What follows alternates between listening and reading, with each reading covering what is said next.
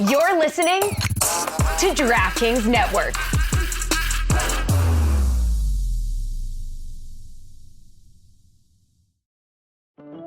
This episode is brought to you by Amazon Prime. There's nothing sweeter than baking cookies during the holidays. With Prime, I get all my ingredients delivered right to my door, fast and free, no last-minute store trips needed. And of course, I blast my favorite holiday playlist on Amazon Music. It's the ultimate soundtrack for creating unforgettable memories. From streaming to shopping, it's on Prime. Visit Amazon.com/Prime to get more out of whatever you're into. Chris, JuJu, can you give me some help on something? I'm bad at birthdays. Like, I'm just bad at sort of receiving what all of that should be, would be. And I got a lot of texts yesterday, and I've not answered a lot of texts. And so I feel guilt about not answering a lot of texts. But also, the text feels like sort of the bare minimum you can do to acknowledge my birthday. And on that day, I'd rather concentrate on doing something lovely with, say, my wife than having to answer a bunch of texts that were kind of sent half-heartedly because people felt like they had to. Like, you end up feeling in a spot, I'm guilty now just responding with thanks or liking the message when really they didn't give you much more in terms of a birthday wish. They gave me a responsibility and the burden of answering them on a day I would like largely to myself. And so I feel bad about all of that for not receiving the love of that. But JuJu, it feels like a bit of a bare minimum love. You did not buy me a gift. You just looked at a calendar basically and fired off happy birthday, Dan. And it was like bare minimum efficient effort. Yeah, I'm an old school guy, and my friends hate it. Everybody probably hate it. I prefer calls. Like, I hate text messages, bro, because it could be read a certain way, and their voice that they putting on it versus the voice I said it in versus.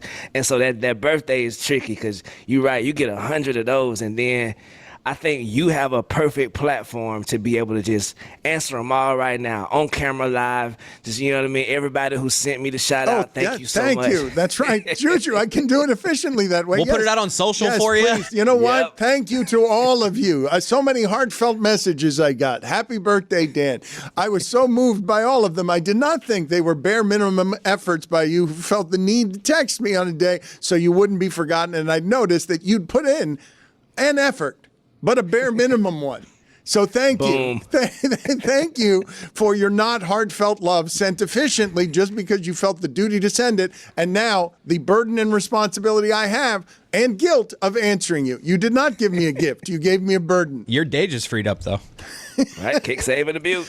Thank you. I appreciate all of the messages and all of the love. JuJu, what else? What today did people have a problem with?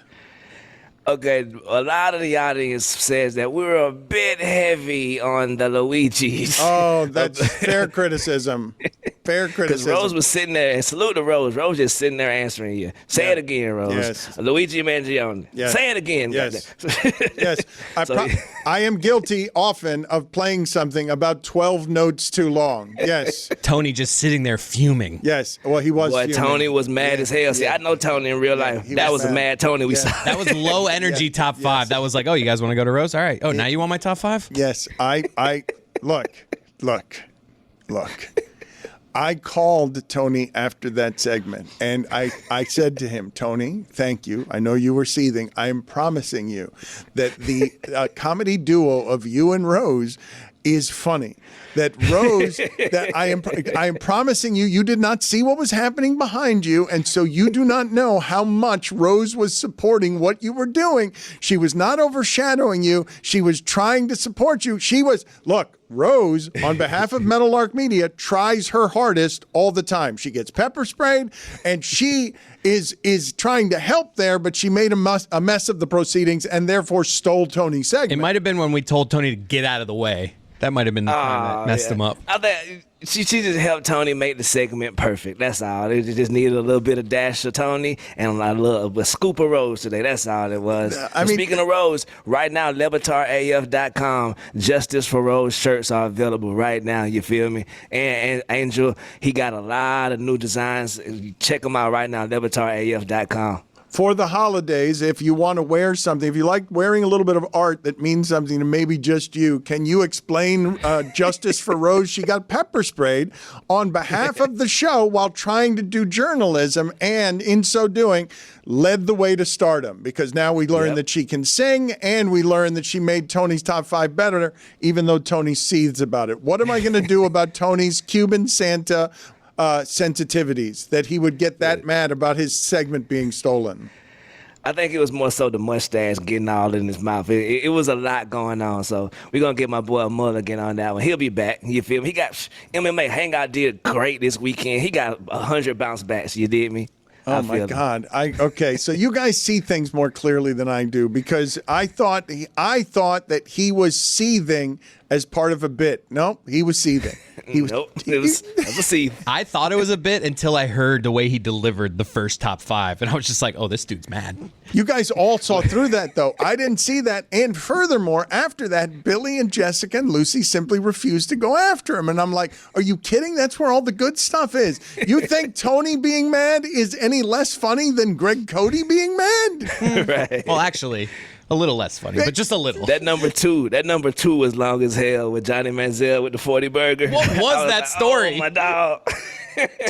All right, it's Christmas Eve. You're in your house. It's like, all right, I like this. Where are we going? And then 3 minutes later, he's like, someone got a 40 burger.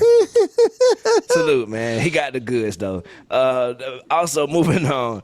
Bruh, some of us out here actually love the NBA Cup, for real, for real. Like, I think the NBA Cup is extremely awesome. I think it's fun. You get an extra $500 if you're a player in your bank account instantly. And I know that sometimes, like, we get bogged down in the weeds. We just got to remember to support our brothers and sisters. Amin was at the Cup. Let's give him some support. JuJu, the whole thing is something that bothers me. What's happening with the NBA, where they're falling behind while trying to make the kinds of changes that the purists love. Like, I don't hear a whole lot of people who love basketball who are getting extra meaningful games where money's on the line, and a whole lot of people are checked out because they're like too many threes. Those games are like all the other regular season games.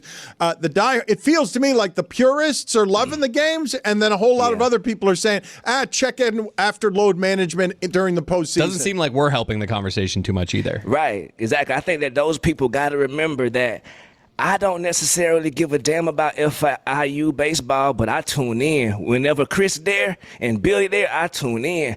I don't give a damn about camping out all weekend for Mickey Cabrera's 5,000th bunt. But hey, my brother loves it. I'ma love it. You feel me? So we can't just keep poo-pooing stuff that we don't like. It goes up and to the top when it comes to the politics. Just because we don't like it, that don't mean we gotta poo-poo it. Especially, look, if DraftKings like it, we love it. Remember? You did during the contract year. Let's not poo-poo the Emirates Cup, especially when we show Pitbull Stadium a lot of attention. We show it, you know what I mean? And we don't give a damn.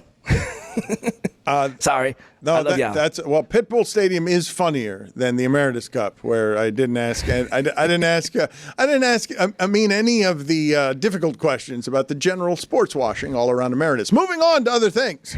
Mass Singer, the Mass Singer, Forged by Fire, Below Deck. Bruh, I done gave a damn about a lot of stuff my boy give a damn about. So I just want the same energy return when it comes to us, man. We love hoops, man. But I do got a solution for the casual fan.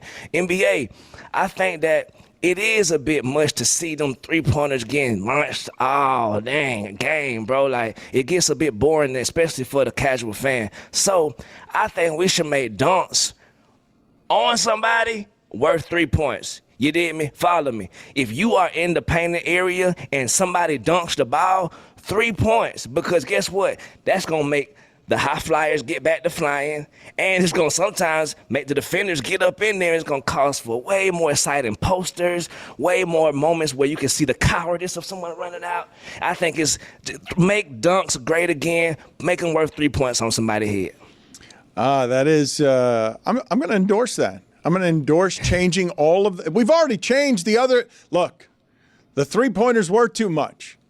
Yeah. Let's change the rules just ever so slightly and make that worth 3 points too. So somebody's got an incentive to go dunk, and so that I like that. But might we have defenders clearing out of the paint? Like, oh, I got to get out of here and make sure this is a 2-pointer, not a 3. But like that would then make easier dunks because they're like, I want this to be worth 2. I like where your head's at, JuJu. I think we just got to figure this out. Like, I like where you're at. Fine-tune it. Yeah. Yeah, thank you, bro. It's the start of an idea. It's the start. Let's workshop it and see if we can come up with something that we'll take to the league, and it'll be like the Magic at bat. They'll steal it in 12 years. What else do you have? Today, do you feel fancy when you say the name Zach Carbonet? And 82% of the audience says yes, they feel very fancy by saying that name. Also, do you shout free play in your living room whenever someone jumps off sides? 81% of the audience says yes. Okay. Who are those 19%? These are monsters. Right. Monsters. Repressed people. Repressed monsters. At Le Batard Show is where you vote on this stuff. Anything else, JuJu, before we get out of here? Yeah, for the first time in history last night, Scorigami made a mistake. Scorigami put out some stuff. I don't know if this was real or not. Maybe I got catfish, but I think Scorigami put out an update that 12-0 never had been scored. The community note has came around.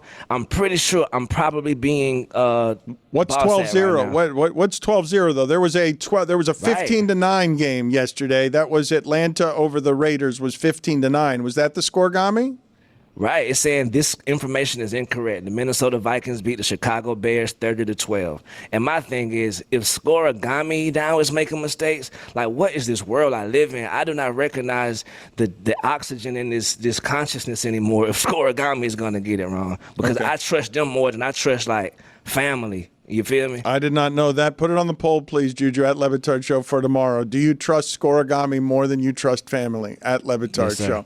I like you updating the polls here, too. We've got to get back to updating some of the polls, just the special ones that people would want answers to. Thank you, JuJu. I'll talk to you again tomorrow. Yes, sir. Thank y'all.